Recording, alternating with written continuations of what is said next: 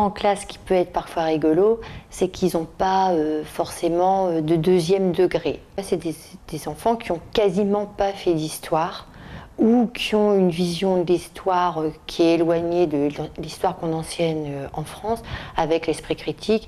Par exemple, certains élèves étaient mal à l'aise quand on étudie certains extraits du Coran, quand ils voient, par exemple, le tableau de Delacroix, La liberté guidant le peuple, où il y a cette femme dénudée, qui disent « ça, dans notre pays, c'est pas possible de voir ça ».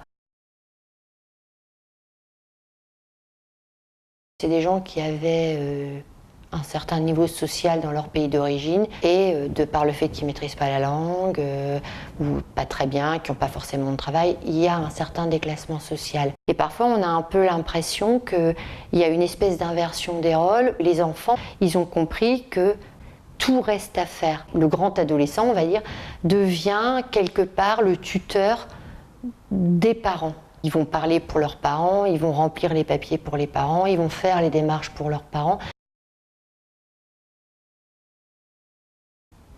Une façon différente de voir les choses.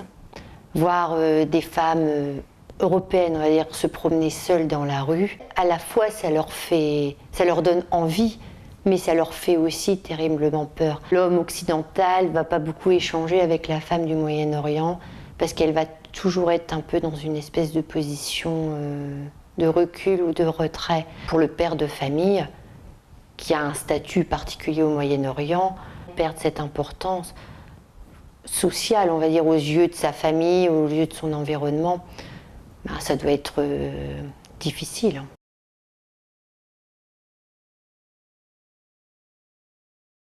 Ces gens ont été très bien accueillis, avec vraiment un magnifique élan de solidarité, beaucoup de bénévolat. Mais ils trouvaient qu'il y avait certaines personnes françaises qui étaient trop intrusives dans leur vie. En France, on se couche à telle heure, on mange comme ceci. Jamais, en tant qu'adulte, on se permettrait d'aller sonner chez son voisin et puis finalement d'émettre un jugement sur leur façon de vivre.